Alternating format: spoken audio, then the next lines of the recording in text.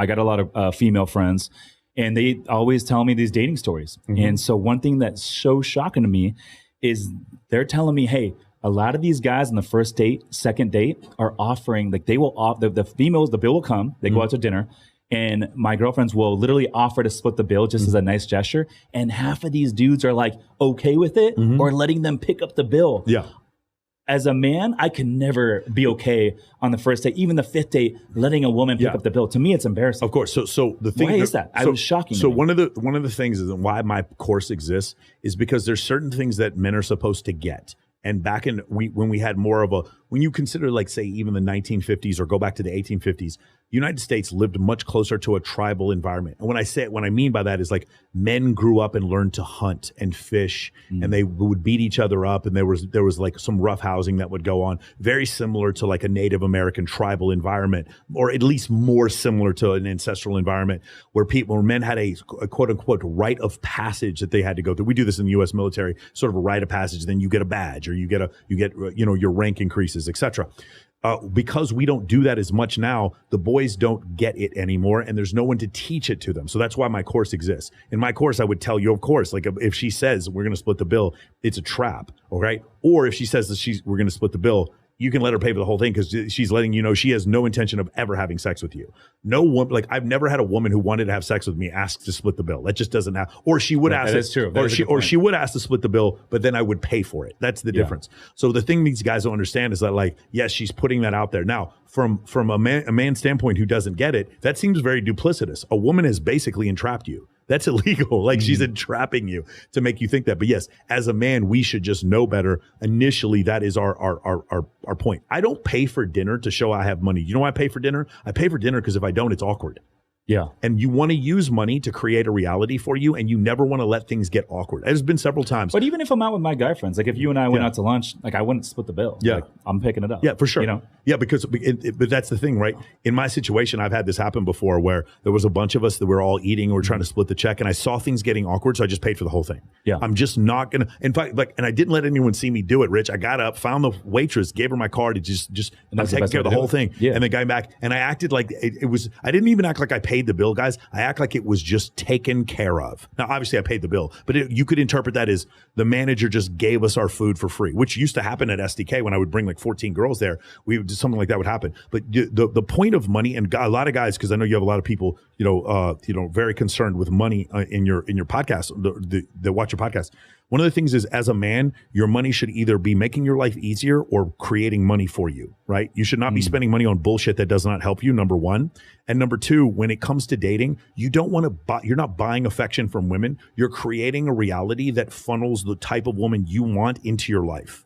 Does that make sense? Yeah. So having a nice house in a nice location where you have parties where lots of girls come over, you're funneling a possible girl you may want to date into your life. Well, you use money to chisel out a reality where your dream girl feels comfortable being around you. That's what money's for. You're not buying her affection. Like, again, on a first date, you give a girl a necklace. That's buying her affection. Yeah. Horrible simp game. Yeah, agreed. Nothing but that's totally terrible. You're supplicating. But what you do instead is you create a reality. So for me, it's like I go to Mastro's all the time. Love going to Mastro's. I go to Mastro's. The chef comes out. He knows me. They hardly charge me for shit. And whenever I go there, because I'm always bringing influencers to the place, they're very fucking nice to me. Because they're nice to me, I go out there and the girl just sees, while everyone knows who this guy is, now her anxiety drops down to zero when she's with me. There's attraction triggers and comfort triggers, and she feels much.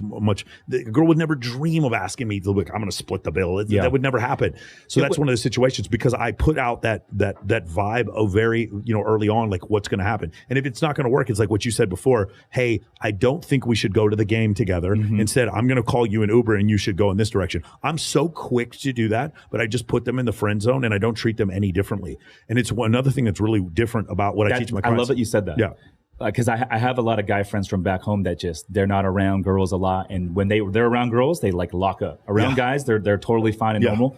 I'm like, dude, the way I talk to my guy friends is the same way I talk to my girlfriends and females that I'm dating. Treat them all the same. All the same. Treat them all the same, make them talk about themselves. But to your point about paying when I'm dating a woman, I'm like, hey, if you want to grab coffee or ice cream every now and then, cool. I'm cool with that. I'm never going to let them pay for the big ticket stuff, especially the nice dinners, even if we're dating long term. But I'll give you an example. I was dating a girl recently, and we were in a like late night, it's like a little like burger joint. We're grabbing a little Sunday bite. It was like a $15 item or whatever. And she went to go pay, but I was like, hey, don't do that. Because normally I would, $15, not a big deal. But we were in front of like 20 dudes.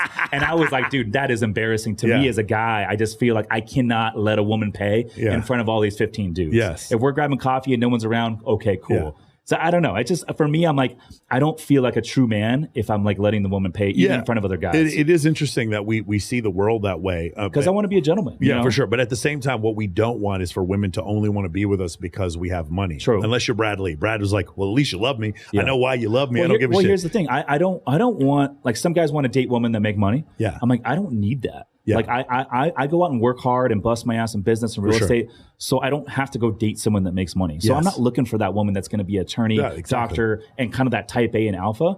I was recently dating a girl that's going to go do all that sort of stuff, and I was just like, you know what? I don't need that. I don't want that. Yeah, I was dating one of the biggest fitness models in the world for a while, and we're still really good friends. I love hanging out with her, talking, whatever. But it was one of these situations, like you said before, like one of the executives at Disney set up an entire Disney escape for her, where she got to spend the entire weekend doing the coolest stuff at Disney, and then the next week she was in Ibiza and paid for none of it, while she's making $300,000 a month, posting fully clothed images on OnlyFans.